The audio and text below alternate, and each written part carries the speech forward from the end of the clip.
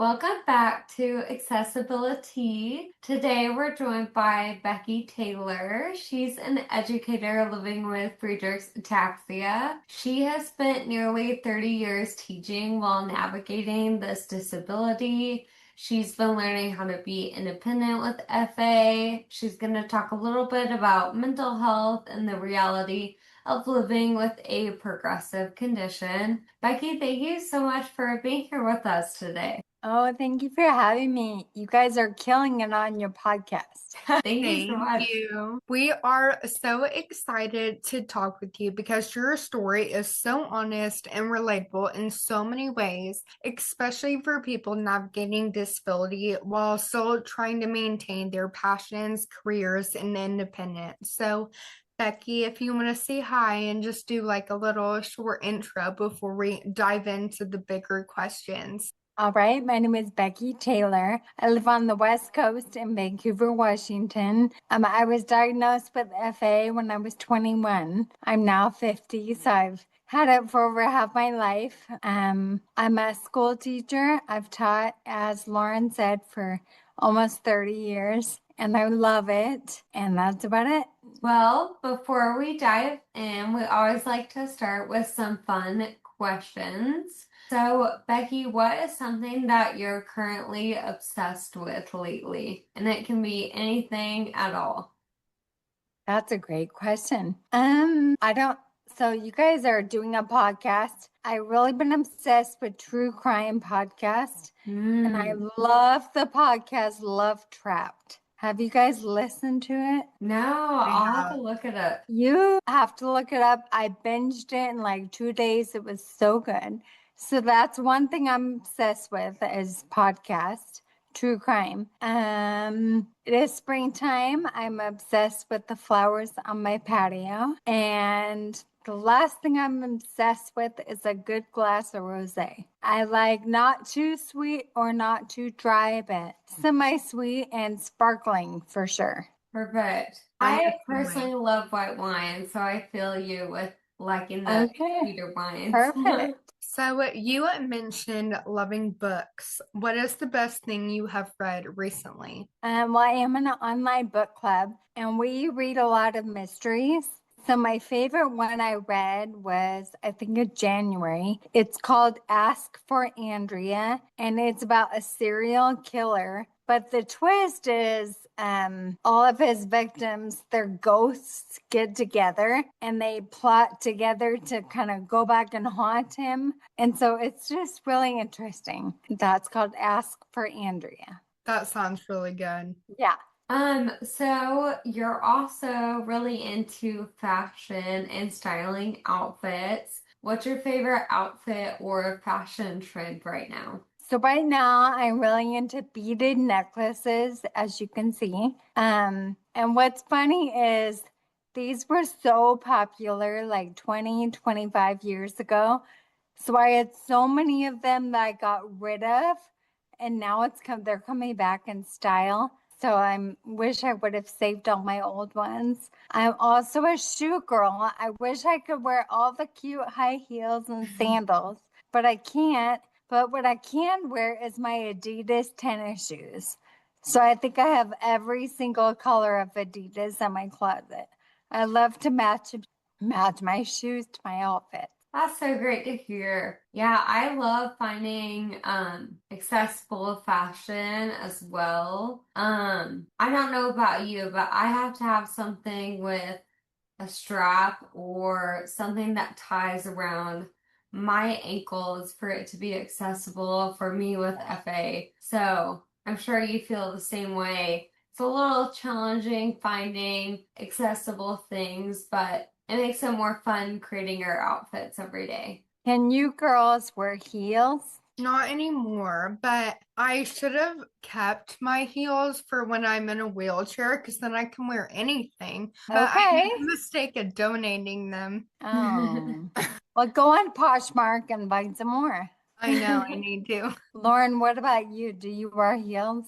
I currently don't wear heels. I use a walker for like day-to-day outings. And then I also have a motorized share that I use like the airport or longer distances. Sometimes I actually use it day to day as well just to get around easier. I did go to a wedding recently and I was able to wear heels, which was really nice Yeah. because like Kirsten said, if I was using my walker, I couldn't have done that. Yeah, nice. So, could you tell us a little bit about your dog, Murray? Oh, yeah, he's 8 years old. He's a lab mix, black lab mix. Super energetic, super fun, lovable, protective. We got him pre-COVID. So COVID hit in March and we got him in December from the Humane Society. So he's just like my little child. Is he sweet or hyper? Well, he's both. He can be very sweet and cuddly and very hyper. Yes, I like a good mix. We have a Shih Tzu, and Oh, you do? Oh. he is very cuddly and he's very observant of my FA. Like when I'm going Uh-huh. down the stairs, he goes down each step with me. And then when I'm on the treadmill, I actually fell off one time because I was trying to like practice walking without holding on. It was silly, but I fell off. And ever since then, it scared him. So when I'm on the treadmill, he'll watch. And it's like, you can't help me, but he like really cares. So it's cute. So you go on a regular treadmill. I do, but I need to hold on. Yeah, good for you. Thank you. Yeah, I need to work out more. I always say I'm gonna work out, but then after a long work day, it's hard to find the motivation. Now, what do you girls do for work? So I work for BioNews. I do the social media for Friedrich's Ataxia news and Huntington's disease news. Okay. And then I find content creators with rare diseases, and I have a budget, so I get to pay rare disease patients to make videos and shout out our company. And I love what I do. I get to come up with fun video ideas and Oh, share them with the awesome. content creators. Well, you're And good at it. thank you. I appreciate it. And it's like digital art because we make fun graphics every day. So it's honestly really therapeutic to sit there and create graphics. And what about you, Lauren? So I currently work fully remote. I work for a pharmaceutical company and I work Okay. in the medical aesthetics industry and I assist with the new accounts and sales team. Do you like it? I really like it. Working from home gives me so much flexibility, especially having a rare disease. If I'm having a flare-up day or things like that, it's way easier to manage my symptoms. My company is also they've let me do medical accommodations, so they're very accessible in that way. I don't work on Mondays anymore. I recently got approved for that, so I only do a 4-day work week, and that allows me to do physical therapy and doctor's appointments and things like that on Mondays. So I'm very grateful that my work has made accommodations because I know that's something a lot of people struggle with in our community. Right. So, I wanted to talk a little bit about your diagnosis journey. So, you mentioned to us that during college, while you were running stairs at your high school stadium, you noticed some symptoms. So, looking back now, what was the moment you realized something deeper might be going on? I mean, yeah, and it sounds like a story you had in your an earlier podcast.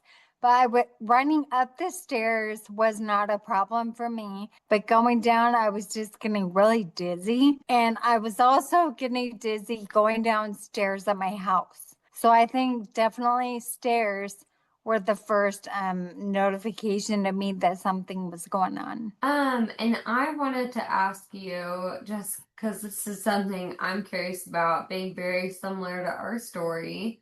What was it like having a sibling that was already diagnosed with the FA while you were starting to suspect that maybe you had it as well. I mean, we were both diagnosed in the mid 90s, so there was not a lot of information back then. And I don't think either of us knew what to expect. And quite honestly, back then, I refused to even talk about it with anyone, including my sister. I refused to read the internet because it was horrible reading what it said about FA, that I was going to die by 40 or be in a wheelchair by 20, blah, blah, or no, 25, I think. Anyway, so at the beginning, my sister and I really didn't talk about it a lot. But now I will say it's very good to have a sister with FA because she's more progressed than me. So if I have something new, come on, chances are she's already had it happen to her. So she can be a sounding board and a support for me as I try to navigate my new symptom.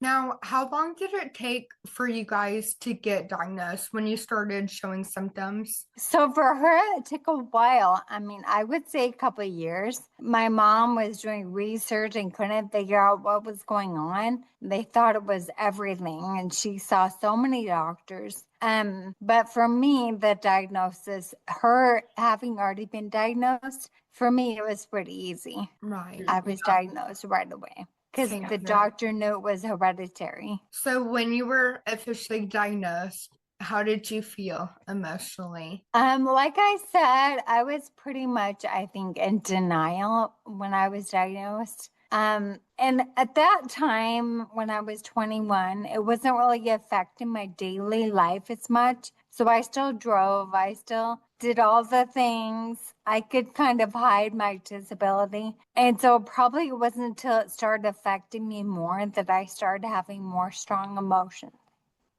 Hmm. So after you were diagnosed, what do you feel like is the one thing that changed the most in terms of your perception of the future? This question was easy for me because I always wanted to be a mom. Hmm. And I definitely think people with FA can have families and be moms. For me, I knew that it would be too hard for me to have a career as a teacher and be a mom. So I chose, I guess, my career. So for me, that was the biggest, that's been the toughest thing for me is not, and now I'm too old, so not having a family. So I just rely on my students. Yes, that's something that Kirsten and I can definitely relate to, Yeah. especially being women with a disability. Yeah. We both kind of have different views on children. I'm kind of more similar to you, Becky, more looking to my career and finding value in that. And I think Kirsten's really excited to start a family and want to be a mother and do all of those things as well. So that's the beauty of having a disability. You kind of get to navigate all of these things that everyone else goes through. But if it changes the way it's going to look, right? I know Kirsten It has does. a lot of fears about potentially being a mom one day, and how Yeah, that's going to look different for her. yeah, I knew I had FA before I even had symptoms. So I was 16 and I was like, okay, I need to have kids at 20. I need to have kids before I use mobility aids, but I'm not married yet and I'm dating someone now, but I'm like, I met him on the cruise. oh, yes, you did. So, but now I'm already using a mobility aid. So now I know it's going to be challenging. And my dream of having babies and caring for them before having a mobility aid has passed. But now I just know it's going to be challenging. And so I've talked to my mom. She said when I decide to have kids, she's going to retire and help me. Awesome. So, but yeah, it's definitely something I've had to like talk to my family and make sure they're on board for helping because Oh, it's for really sure. challenging. Mhm. And I think had I maybe if I would have had a career working at home, it might have been a little bit different. I don't know. But I Yeah. just know I have long days as a school teacher and I'm exhausted and I wouldn't have enough to give someone else. That's been a hard pill to swallow. Yeah. Yeah, I think a lot of our listeners can definitely relate to that because I think a lot of people in the FA community want to have kids. And luckily, a lot of us still can have kids. It might just look Yeah. a little different. Yeah, for sure. Yep. Okay, so we have a couple questions that we want to ask you, Becky, relating to your career being a teacher. Sure. So teaching for 27 years honestly is so incredible, especially with the progressive neuromuscular condition. That's very impressive. I personally feel too fatigued to have an in-person job, so the thought that you're able to do that is just really impressive. But what has teaching meant to you throughout your journey with FA? Wow, it's definitely something I love. It's a huge part of who I am, my identity. It is a big part of my self-esteem and it gives me a purpose. I'm really proud of it, and I don't really know if I wasn't a teacher, I don't know who I'd be. It's that much a part of me. So you mentioned feeling really alone because you couldn't find stories of teachers with disabilities. Can you talk more about that feeling and then share it with people who want to be a teacher, how doable it can be? So, back when I started teaching, as my disability got worse, there was not Facebook, so I couldn't go on and search for groups with disabled teachers. And so I just tried to look up articles or talk to other people, and I had a really hard time finding other teachers, not even in wheelchairs, but just with mobility issues, with diseases. And that did make me feel kind of alone because I didn't have anyone to bounce ideas off of and ask them, oh, how do you make this or that easier? And how can you, how much do you share with your students and how do you share it? And do you tell families what's going on? So I just think I would have liked to have had someone that I could have related to. Yeah. And in a perfect world, if your younger self could have had another disabled educator kind of walk you through that process, what would younger Becky like to hear? Younger Becky would definitely love a pep talk. And I would love to hear it's okay to use a mobility device and to ask for help.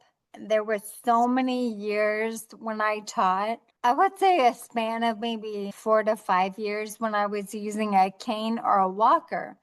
I would go to school. I would get help from a friend, like to come get out my walker out of my car, or if I was using cane, maybe hold their arm. And then I go into my classroom and stay within those four walls all day long. I would get someone else to walk my kids to lunch. I would get the art teacher to come get my kids. I wouldn't go to eat, I would just eat my own lunch in my classroom. So I really isolated myself because I was embarrassed of how I looked and how I walked with a walker or a cane. So I think younger Becky would love to hear that get that scooter because it's going to give you a lot more freedom and it's going to conserve a lot of your energy. That's something I've learned too. The hard way is going places without mobility aids, trying to be independent, and just having a hard time being fatigued, needing to sit down and not having a mobility aid there, and being scared of falling or tripping in front of people. And that like fear of being judged for a mobility aid, it's just like in our head. No one views us differently, or if they do, like they shouldn't. So that was something that I learned too, was mobility aids make life a lot easier. Yeah, for sure. Now, I did have a question. So, were you planning on being a teacher before your FA diagnosis? Yes. And did you hesitate still following that career path once you were diagnosed? No. Like I said, at the onset of my FA, it really didn't affect me, my daily living that much. had it really affected me quick, I might have rethought my plans. Yeah. So, how has teaching changed for you as your mobility and symptoms have changed over time? It's definitely become more challenging. I'm short because I'm in my scooter all day, so I can't write on the whiteboard. Plus, I have terrible handwriting as somebody with FA. So, I have to get the kids to write on the whiteboard. I'll say, "Who wants to be my writer today?" And they all want to be my writer. So I'll pick the one with the best handwriting. And so I can't write on the whiteboard. I can't reach things. I'm always having to either ask my students or my coworkers for help. I don't go on field trips anymore because that was really hard. Because when you go on a field trip, you have to ride the bus. Well, I was having trouble walking up the stairs on the bus. So either I would ride with my husband and he would chaperone and we'd meet the class separately, or I would ride like with the parent volunteer. But now I'm part time. So I work 3 days a week, one week, 2 days another week. So my partner teacher does all the field trips. So I don't have to do them anymore. Now, what grade do you teach? Third. Have you always I've always taught third, fourth, and fifth. Okay, that's a fun age. I used to Yeah. be a camp counselor, and I feel like they're old enough to keep up with their stuff, but they're not old enough to like be really sassy. What do you feel Not like? yet. I would say fifth grade's getting pretty sassy, but third, Uh-oh. not so much. Yeah. So you were sharing with us beforehand that your speech as a teacher, so talking every day, might has actually assisted in your speech progression. So can you go into that a little bit more? I mean, I don't know that to be a fact, but like I think Lauren, you said on your first podcast, if you don't use it, you lose it. And using my voice so much all day long and for 27 years or however long it was full time. And I just think that really helped maintain my speech. My speech is not perfect, but I think it's pretty good. I think it's very impressive. I mean, that's something I definitely noticed when we hopped on the Zoom that like you still speak very clear, which is very impressive. Thank you. Thanks. I do. And do you guys, you probably don't go to Dr. Perlman at UCLA. No. She kind of agrees that maybe all my talking over the years and reading out loud has helped with my speech. Okay. Yeah, I work on a phone queue, and so I really try to enunciate what I'm saying. I try to project my voice because I assist with customers. They could potentially already be frustrated. I could see them being more frustrated if they can't understand me. And so Yeah. I think that practice in my head translates in my day-to-day life. And it's probably the same as you being a teacher. You really want your students to be able to hear exactly what you're saying. Yep. And I think you girls have good speech, great speech. Thank you. And I would just say, keep it up, keep talking, keep practicing. I like to rap in the car. There you go. That's kind of my Okay. go-to because I I don't actually, talk all day long during work, so I need to have something to get my vocal cords working. mhm. Yeah. Yeah. Perfect. Rap is the way to go.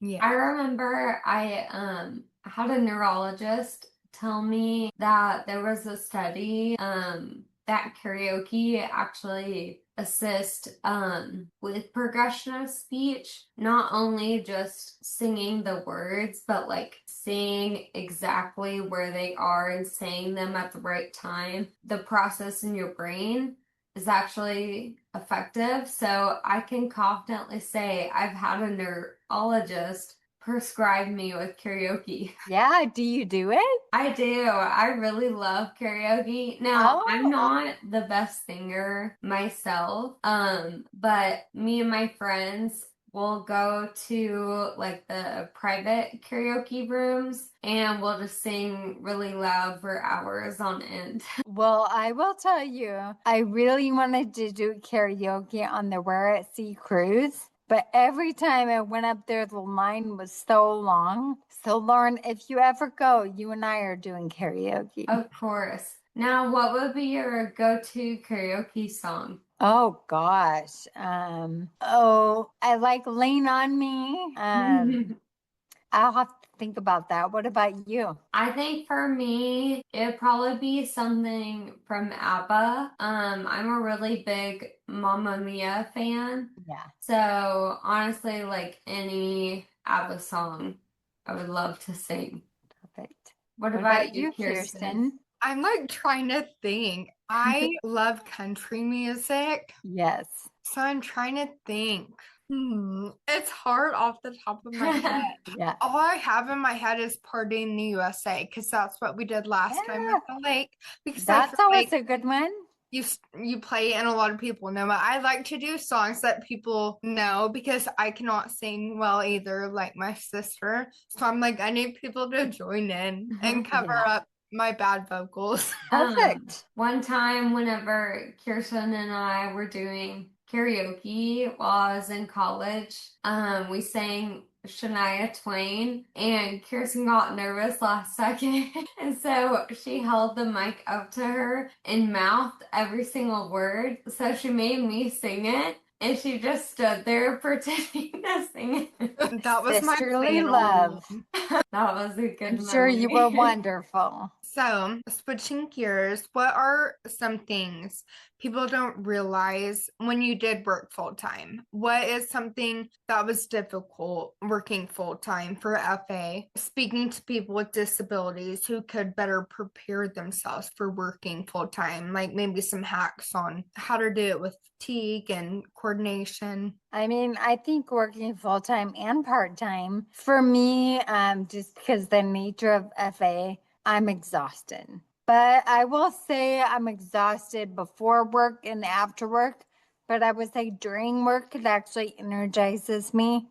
I have a burst of energy when the kids get there, and I don't really have time to think about being tired. But I'm tired at night. I'm tired on the weekends. Part time has definitely helped with my exhaustion. That's one reason I went part time. If I didn't have FA, I wouldn't want to be part time. But the extra rest definitely has helped. Exercise definitely helps give me energy. All the things exercise, eating healthy, sleeping well, those would be my tips. I wish I had like a magic hack, but I don't.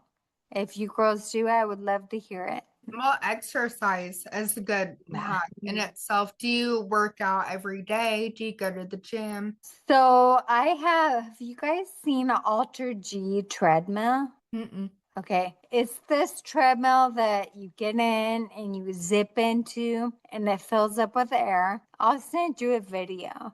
Okay. And then you can walk, so it kind of stabilizes you with all the air, and I can walk unassisted on that treadmill, but I have to get help getting into it and getting out of it. I can't do it on my own, but I have a lot of support and a lot of people that will come over and help me. It's in my garage. So that's my main method of working out. So it's working on coordination and balance because or cardio and coordination. Yeah, but I walk Because you so don't have to hold on. slow. I would say I don't really get a fast heart rate. So it's more just working on coordination. Okay. Have you found anything to get your heart rate up? Because I struggle with that. Yes, I have actually. I would love to own a hand cycle because for me, hand cycling definitely has gotten my heart rate up. But with the hand cycle, I feel like I'd only be able to ride around my neighborhood because I don't have a way to get my hand cycle like to a track or to a trail or anything. I don't have any friends with big enough vehicles. Mm-hmm. So I haven't bought one, but I've done them before, and definitely that got my heart rate up so much. Okay. Have you done any like tricycle? I have. The problem is, and I know I mentioned this in my form, my ankles tend to roll. So, tricycling I've done. I do own one, but when I put my feet in, my ankles just kind of roll out. Now, I have a couple of friends with cat trikes, and they have special shoes that lock into the pedal. So maybe that would be something to look into. Yeah, for sure. I have a tricycle in my Amazon cart. I just have not pulled the trigger to spend that much on one. But Yeah. I think it would be so fun because I miss like working out and Yes. being outside. And I went on walks last year, but then I fell once, but it was kind of really hot. So I don't know if it was FA in the heat, but now I'm like too scared to go by myself. So I want to be able to like work out independently. So I feel like a tricycle could be good. I think you should do it for sure. Yeah. Do you belong to a gym? No. Me neither. What about you, Lauren? I went also on Amazon and I love the color pink. So everything I own is in the color pink. I won't Yay. use it if it's not pink. And so I found a bicycle that it's like a pink and white bicycle, and it's pretty sedentary to where I'm not really scared that I'm gonna fall out of it. And so I try to pedal on that during my lunch break or after work. Nice. Awesome. So moving on, we were talking earlier about mobility devices and your independence living with FA. And I think so many people struggle emotionally with mobility aids. That was definitely something that I took the leap first to transition into a mobility aid. I remember watching a YouTube video of a disabled creator talking about, if you're questioning, should I be using this or not? It's already time for you to use it, and it's actually going to be freeing. A lot of people think a mobility aid is restrictive, but like you told us before, it's giving you some more independence. So is that something that you experienced as well? Was there fear or resistance at first to using that mobility aid? Yes, because I can be vain. I like to look cute. And at first, I was scared of mobility aids. Like, they're going to make me look ugly, and I don't want that. But I knew I needed something because I was just bouncing off the walls when I was walking, and it wasn't safe. Mhm. Um, the cane wasn't that helpful, but the walker was really good for me, and I used that for several years. And now the scooter, I do have a wheelchair that I use, especially when I go out to other people's homes. Like, I can't really get my scooter if they have a front step. I can't have my scooter up that, but I could have someone pop my wheelchair over a step. So, but yes, I was definitely resistant, probably because I had a lot of shame and I was afraid of how I looked, quite honestly. And I mean, that's normal. I've Mhm. heard that Yeah, from so many FAers. So, yeah, what for was sure. it like emotionally transitioning from walking to using a walker to a scooter to a wheelchair over time? Was that hard or did you love it because it made life easier? No, I didn't love it. Yes, it gives me more freedom, but it's been really hard. I'm a lot like you girls. I was super active in high school, middle school, high school. I was a snow skier. I jogged, I ran, I walked all the time. Like that was my way to relax was going for a walk. So Mhm. losing that has been so hard for me. So I've had a love-hate relationship for a long time with mobility aids, but I know I need them and they have definitely given me freedom. And like I said, preserve my energy. And they've made the life of those around me easier. Because like if I travel with someone, they're not having to, I could just go on my own. They're not having to help me. And I think for a long time, I was only traveling maybe with a walker, and then I'd want someone to push me on my walker. And that was hard. And so now being in a scooter allows me the freedom to go where I want. And it allows my traveling partners more freedom as well. Yeah, I think that's something that a lot of people can relate to using a mobility aid for the first time. I also think having a mobility aid is almost a signal to other Yes. able-bodied people of, okay, this person might need a little bit more assistance navigating day-to-day life.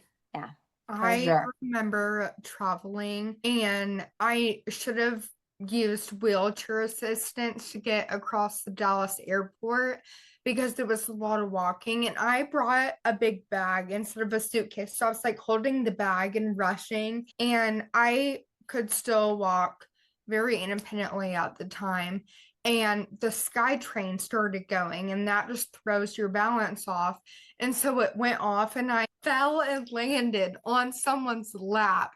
And Oh thank no. goodness he was my age because everyone thought it was funny. But then I did it again. And by the second time, no one laughed because maybe they thought, oh, like, is she hammered? And then I felt really awkward because everyone was looking at me and I said, I have a neurological disease and I couldn't find the airport wheelchair assistance. So I like felt the need to explain myself. So it can be difficult traveling and not bringing a mobility aid, and now Yeah. I'll bring my walker, but then if it's like a ton of walking and we might be rushing, I bring my walker wheelchair. So it's also nice to have options Yes. too. I liked it. You showed that to me, and it's a good one. Yes. So you also live independently, which comes with its own challenges. What does independent living currently look like for you? Man, it can be very hard. I have a lot of help.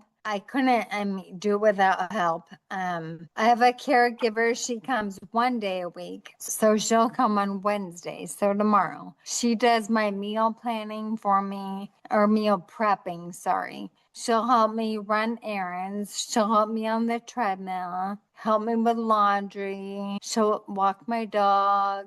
But I do only have her once a week. So my other days, I have friends who help me if I need help. My husband, right now we're separated, but we live close.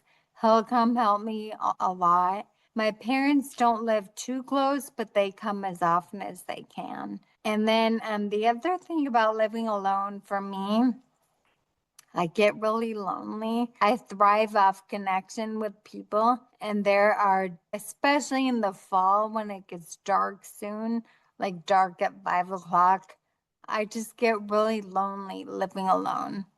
So that's been challenging for me. Mhm. I get that. Lauren likes living alone. I Mhm. put an offer on a house to live alone and then backed out of my offer because I got nervous. So Yeah. but also I've always lived with my parents. So it's very new to me. So I get the 5 o'clock hitting, but also learning to like have my little nighttime nature's calm drink and watching my little Netflix show. Like, Yeah. I'm like, okay, everyone leave me alone. Like, I need my alone time. You definitely have to be your own fan. When you live alone, you have to like yourself. And I do like myself. So I'm fun to hang out with. Yes, you are.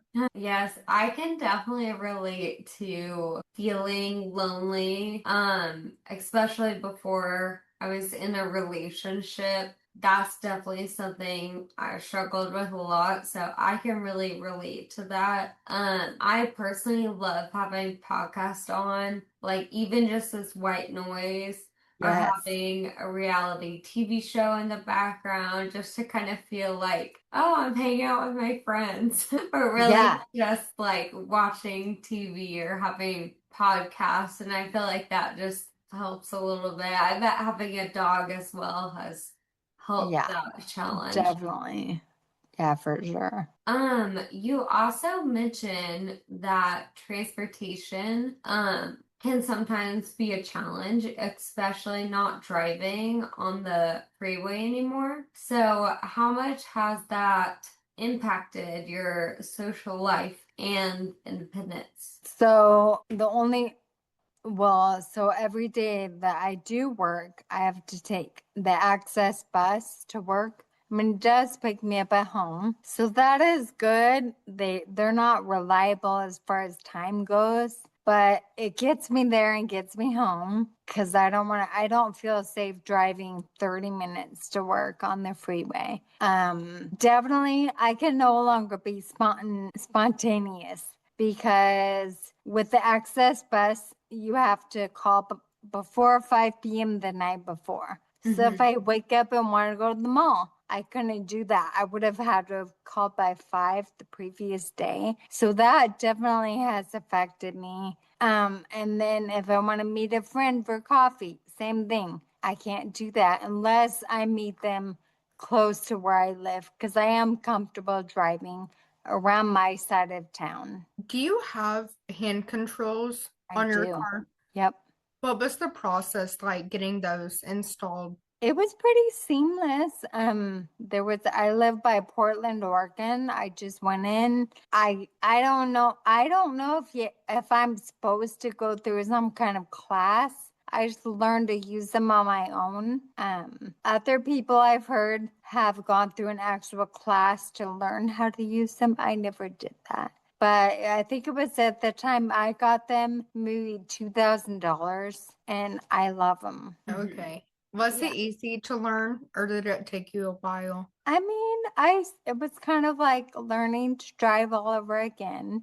I start off within parking lots, having my husband help me, and it was tough, but I remember the first time driving to someone's house, I was so nervous, but I did it, and they definitely made me feel more safe Mm-hmm. because I pushed the brake with my left hand. So I pushed down to accelerate and forward to brake. So my hand is always on the brake. And what happened driving with my feet is one time I missed the brake and went off the road. And from then on, I never drove again with pedals. It scared me. I could have hit a pole and died. Mm-hmm. See, I've done that. Not, I missed the break a few times, and it really scares the people who are in the car with me. Lauren, does that happen to you too? Yes, I was parking the other day, and I was going at a very slow speed, parking, pulling into the spot, and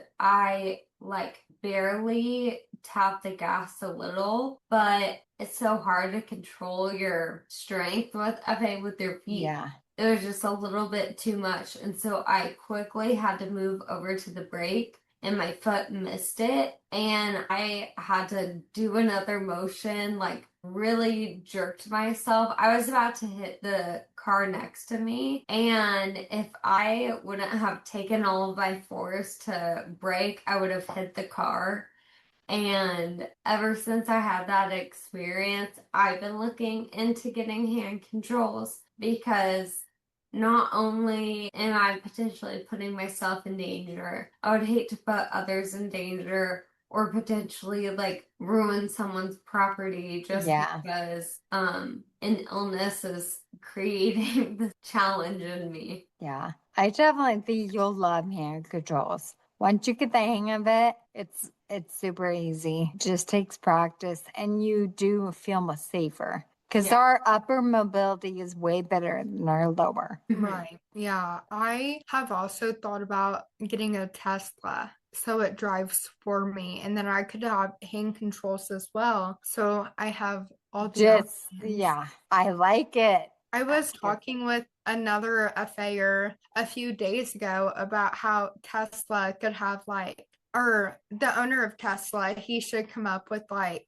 his own wheelchairs that like go into the car and then like it starts and then it's like self-driving and it's like accessible. I would love if they came out with like more accessible cars where it's just like super easy and you don't have to like get the car made that way. I mean, they might, do you guys know? Do they already have accessible cars that you don't have to modify yourself?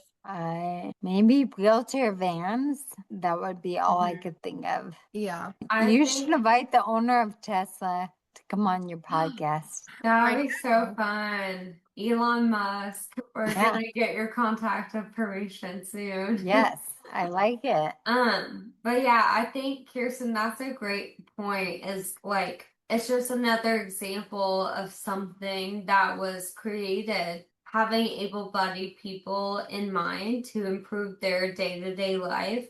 And there's this unintended result of creating more accessible driving features Yeah, for for sure. disabled people. So I think it would be really cool to see the accessibility community kind of be a voice in that future and try to move that forward because I know some people are kind of scared of the self-driving future, and I completely understand that. It's something new, but in 10, 20 years, if we're able to fine tune that and disabled people could drive themselves again, I That could would be see that opening amazing. so much. Yeah. Yeah. So switching gears to friendships, relationships, and missing out. This is a huge thing that people want to know in the disability community, ways to navigate it. So I really related to what you said about your friends being supportive while still grieving the things that you cannot participate in, like hiking. So, how do you emotionally navigate those moments? One thing I've learned to do is be proactive and plan things ahead of time that I can do. So maybe I'll find an accessible trail that I know my scooter can go on, and I'll invite my friends to do that and put it on the calendar. Or maybe I'll plan like a wine tasting event or a baseball game. So at least I have things on the calendar that I can look forward to. So if my friends do something that I can't do, I've learned it's okay. You have more things coming up that you will be able to do. I love that. So, how do you feel like you balance that of wanting your friends to enjoy life and do the things they want to do, but also feel like you're missing out? Is that something you communicate to your friends, or is that just something that you deal with internally when you do have to miss out on those events? I think it's something I deal with internally. I I think everybody, disability or not, deals with FOMO, their fear of missing out. And so I just think I have to remember that I love my friends and it brings me joy to see them do things they love. And I honestly feel that way. And I am grateful for all the things that we can do together. So even though I might be disappointed, it's okay because they're happy, they're doing what they love. I can enjoy their pictures and enjoy their stories. But yeah, it is a little disappointing that I'm not there creating those memories. That's something I can definitely relate to. I feel like, especially in college, I would have to say no to a lot of things, and I would have to say no last minute to a lot of things. And I think that could be challenging for a lot of my friendships because, no one wants a flaky friend or someone you can't rely on. But the reality is, there is a lot we have to miss out on with FA, whether it's accessibility related or we're really fatigued that day or we have a big event that we need to save energy for 3 days in advance. So I definitely relate to all of those feelings, and I think it's something that Kirsten and I both have to navigate as well. I mean, I think planning things and putting them on the calendar ahead of time is a really good way. So it's a really good thing to do so you have still have things to look forward to. Now, what are some things that other people could do to make you feel really included and supported? Well, my friends are great. They really are. I was thinking about all the things they have done. We do a lot of trips together, and oftentimes they're always looking for accessible things that I can do on the trip. Like we just went to Palm Springs for my birthday, and they looked up Joshua Tree and made sure the national park had accessible trails that I could do. I remember when we were at the beach for another friend's birthday, I was sitting in the car because, as we know, walking on sand is almost, well, it's ridiculous. So normally when I go to the beach, my friends will all just take selfies from the car and they'll head down to the beach, which is fine. I want them to have that experience. But I remember a couple of years ago, they told me to wait in the car. I thought they were just going to the beach, and they came back with a beach wheelchair and they took me down to the beach in that beach wheelchair, and that just meant the world to me. So my friends support me and include me by trying to find ways to make things accessible for me. I mentioned that I do a treadmill. And now that my husband and I are separated, I have two of my close friends that come over and help me on that. And that's a really sweet way they can support me. Another good friend of mine, my best friend actually, do you guys know what a super pole is? Mm-mm. A super pole is like a tension pole you could put in your bathroom or living room. And instead of a grab bar, you grab the super pole and it pulls you up. And I like that in my bathroom as opposed to a grab bar because I like being able to reach up and pull myself all the way up instead of bend over and hold a grab bar. So my friend, my best friend, and her husband bought a super pole for their bathroom at home. And it was something kind of small they did, but it was a big deal to me. And so when I went to their home, I could use their bathroom. So those are just some of the, oh, and another good friend of mine just put on her Zoom background at work, she put FA Awareness Month, the whole month of May. That made me cry. I just was really touched. Yeah. You have good friends. Have you been friends with them for a long time, or did you recently meet them? A long time. Like my best friend and I, the one who got the super pole, we've been friends since we were 3. So 47 years. My other really good friends, I would say 30 years. Wow. So I'm old, girls. So you knew your first friend before diagnosis. Oh yeah, because I was only 3. So yep. Yeah. And my other good friends, I met right around diagnosis. Okay. So I think a lot of our listeners are navigating being in a relationship with FA or just trying to figure out dating, relationships, love life in general. It's tricky for anyone, especially people with disabilities. It can be challenging. So, what's something that you wish people understood about loving or supporting someone with a chronic illness or disability? I mean, and this is just my opinion. I think it's hard for a person to be a caregiver and a partner. With my husband, I think that got hard for him. One thing is, I think it's just really hard, especially with somebody with FA, seeing them decline and not being able to help. I imagine, well, I actually know for him, that was really hard. Like seeing me frustrated and getting worse, and there's nothing he can do about it. Another thing I think is hard for couples when one has a chronic illness is when you don't get along and you need space from each other. Sometimes you can't always get that space because you're dependent on them. If that makes sense. Yeah. I guess. Mm-hmm. I don't know.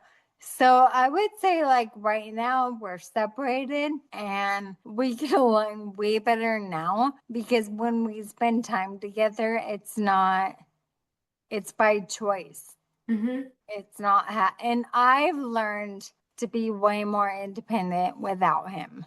So Mm-hmm. it's been a big learning experience for me as well. And I don't know if that answered your question. Yeah.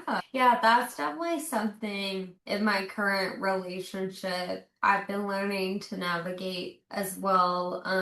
Just finding the difference between boyfriend and caregiver. And I think I've just learned like it takes a village. Yes. Not everything is on his shoulders. I can get a caregiver to meal prep for me. I can have my mom take me to a doctor's appointment. And then maybe if he wants to help me with something else, he can. And I think romantic partners feel like they almost have to shoulder that, because they're the closest person to us. But I don't think that's a reality a lot of times. So yeah, thank you for sharing that. I know it can be challenging sometimes. I think getting a caregiver or even like you said, your mom to help that is something I didn't do until the end of right before we separated. So I think had I done those things, had I gotten public transportation earlier and not relied on him to drive me to work, or had I gotten a caregiver sooner, had I established more help, that would have been healthier for us.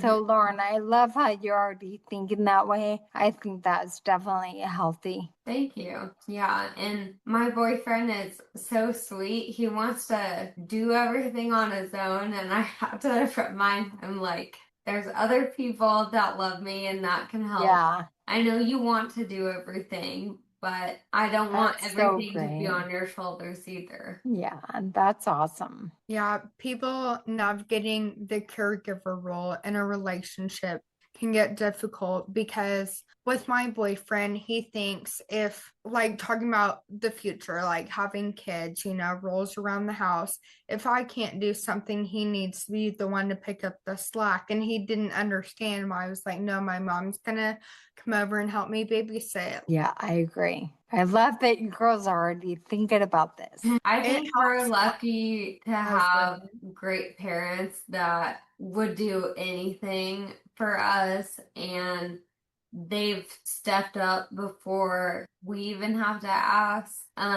So it doesn't really end up on anyone else's shoulders. And I think Kirsten and I are really lucky and grateful to have parents like that. And we know that's not always the case for everyone with FA. So yeah, that's something that's been good. For me as well. I have two great parents, and I have a third sister who does not have Evan, and she's my oldest sister. She's amazing too. And I often think about her and how does she feel that she has two sisters with FA. I often think, how does that make her feel? Mm. yeah. So talking about mental health and grief. So you said something really powerful in the form that just when you think you're okay, you lose another ability. Can you talk more about that cycle of grief? Man, it's tough. I would say I've gone the past 20 years of my life just slowly declining. It hasn't even been really noticeable. And I was on a experimental drug and I quit the trial in December because it just wasn't cooperating with my body. Since December, I felt more of a rapid decline with my FA. So I went from getting to a point of acceptance and where I've adapted things and I'm in a good space to all of a sudden my ankles are rolling and I'm falling more. And now I feel like start from ground zero and accepting things once again. So Mm-hmm. it's really, FA can be really cruel in that way. Mm-hmm. When you have those hard days, what's something that you like doing to make yourself feel better, and what's something you do to cope? Do you call a friend, watch a favorite show? I cry a lot. I'm a crier, and actually, I like crying. It feels good, very cathartic for me. I have people I call my parents, I call them. I don't journal. I have a therapist. I talk to her. I go on the treadmill if I can. That always makes me feel better. Listen to podcasts. I like to read. As far as shows go, I'm a huge sports fan. And right now, there aren't a lot of sports happening. Like, I'm mostly college football fan. So I definitely do that in the fall. That kind of helps take my mind off. Do you watch basketball at all? I love college basketball. I'm not a huge NBA fan. Are you? My boyfriend is, and the Thunder game's going on right now. So he is Okay. watching that. He's like, hurry it up. Well, I only tune in like the last 4 minutes of the game to like really watch the end because they're playing a good team right now. So it's like actually entertaining when it's like Yeah. when they're good. Who are they But playing? the Spurs, San That's who beat, Antonio I Spurs. think that's who beat Portland in the playoffs. So, Okay. Yeah. And then whoever wins plays the New York team. So okay. be excited. Now you went to Oklahoma State. I did. Yes. So, okay. And then you went to SMU, Lauren? Yes, I went to OU for undergrad and SMU for grad school. Okay. So are you guys college football fans? I'm personally not a big sports girl myself. Yeah. I love the social atmosphere of it. Like Yes. I love showing up with my like and I love playing card games with the girls while the men watch the game. So I just like love being involved in like the Yeah. spirit of it. Nice. Yes. Do you think there is enough conversation about mental health with chronic illness and disability communities? I don't, but I think there is more coming. Like now with Facebook, I've seen a lot of raw, honest conversations in the FA groups I'm in or the wheelchair groups I'm in. But no, I don't think there is enough discussion. And I think there's a lot of shame when we feel hopeless. And when we have those feelings, I think it's hard to share because it's scary and we're just not used to talking about it. Yeah, I think social media can be difficult because we've learned to, show our proudest, perfect moments on there, and it's hard to like be vulnerable. And I think it's finally starting, people are starting to get more vulnerable on Facebook and more accepting of vulnerability. And that's honestly why I love you guys' podcast so much. Like from the first episode, I was like, these girls are amazing. They're beautiful, they're young, they're vibrant, and they're going to inspire so many people. Thank So you. thank you. Thank you. That's so kind. Oh, And thank you. I'm so excited as well, just for that aspect of having more voices in the disability community. I think, especially with something as rare as FA, our experience is very unique. And I think everyone's experience having a disability is so different. And so, how do you think the community has been for you emotionally in terms of support? Do you go to any FA events or do anything within the community that helps? I mean, I didn't, for like I said, for a long time, I was in denial. I didn't want to meet anybody or talk about the letters FA. But then I've met people. I've met one of my best friends, Michelle, who has FA. She's been a big inspiration for me. So yes, now, and not just FA, I've met other women in wheelchairs. I belong to a wheelchair community in my town, and that's been helpful too. So it's not just FA, but it's a variety of disabilities. So yes, community has become important to me. But at first, I shied away from it. I was the same way. It took me 4 years to really dive into the FA community because it can be very overwhelming Scary. and scary. Because I didn't really know much about FA at the time, and then I saw what my life was going to look like when I was processing the diagnosis, and it was a little fast for me. But now mentally, like, I have a best friend, Hayden, with FA, and we FaceTime like every other day. And I same with my sister. I mean, I don't know what I would do without asking them questions like you ask your sister, like, how do you navigate this new symptom? So Yeah. it really helps. And I'm sure you can relate to if something frustrating happens with FA, or an outside person says something rude or judgmental towards your disability. You want to tell someone else with FA because they'll know exactly what you're feeling. Yes. Yep. Yeah. And I like Michelle too. You guys Yes. were fun on the cruise. I was looking for you guys, and someone was like, they're upstairs doing karaoke. So I went up there and I couldn't find you, and it was probably because the line was too long. So you Yes. dipped out. We probably left. Yeah. But are you going next year on the cruise? I don't know when it will be. I like having it in February, but I've heard now it might be moved to a different date. So it would just depend. Have you heard? I've not. I think it'll be in a different location. I think they had feedback to not do it during Rare Disease Week, so people could Yeah. do some other events. Yeah. I don't know if it'll be around that time or they'll completely switch it to the fall, but Yeah. it will be on the Rare at Sea website as soon as they announce it, and we'll post it on FA News also. Perfect. So Good. you'll be in the loop.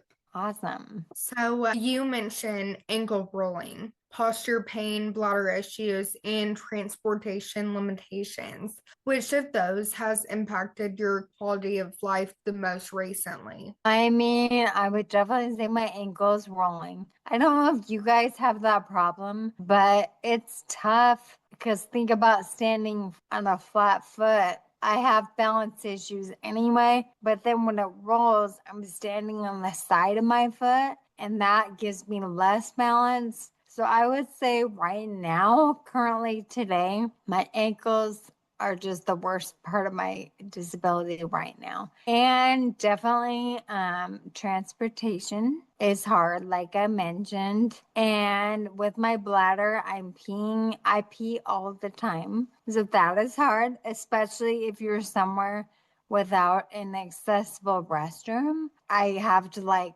if I know I'm going somewhere to a friend's house and I can't use their bathroom, I just try not to drink a lot ahead of time or when I'm there. So that is frustrating. So when you have ankle rolling, it's like constant, like every time you try to stand, or is it triggered? It's not every time, it's just random. And I wish I could pinpoint, like, does it have to do with what I eat? Does it have to do with what I drink or sleep? I can't pinpoint what makes it happen and what doesn't. Like, I think it was last week I did great in the shower and my ankles didn't roll at all. Then today, when I got in the shower, they roll, and so Right. it's frustrating. I am going to a doctor next week, and we'll try and talk about. I mean, I've always been very hesitant to get ankle braces. But I don't know if now is the time because I don't want to sprain my ankle or break my ankle. That would be horrible. So I'm going to see what the doctor says, if there's anything I could do to stop that rolling, or if it's just time to go to ankle braces. I don't know. I wonder if you could do an ankle brace like just when you sleep, if it would like correct your Yeah, ankles. I've thought about that. Yep, I've thought about just my sleep or just even when I go on the treadmill, maybe I could use it then. So, yeah, we'll see what the doctor says about that. Yeah. But that is my biggest frustration right now. Yeah.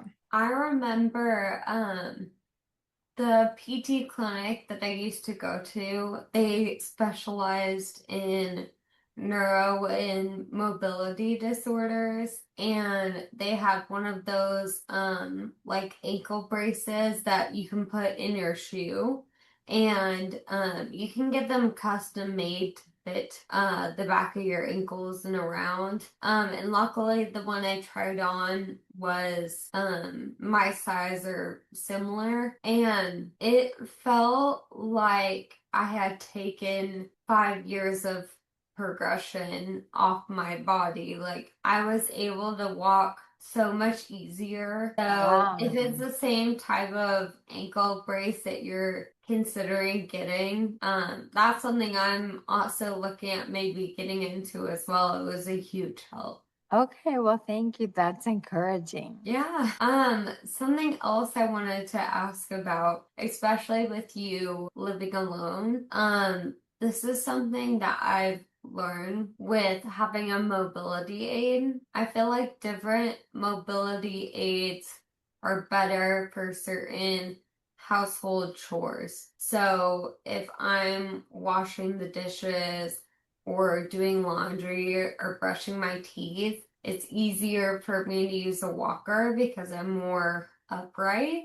Okay. But if there's something that I need to get to quickly, or if I'm doing a quick cleanup, moving stuff from room to room, I find it easier to use my motorized chair. So my question for you is, what's something that people underestimate about living with FA, and do you find it easier with certain mobility devices? Well, I have a small scooter I use at home, and I have a bigger one I leave at work. I keep my manual wheelchair in my car, so if I drive to a friend's house, they can get it out for me. And it's hard for me to put in my car and get out of my car, so I just leave it in there. My doctor said she would like me to try my walker again. I'm not sure how I would do on it or how safe that would be for me. But I think something people underestimate about living with the FA is just how hard a simple task can be. Just the simplest things for me can be really hard. Even tying my shoes can be hard.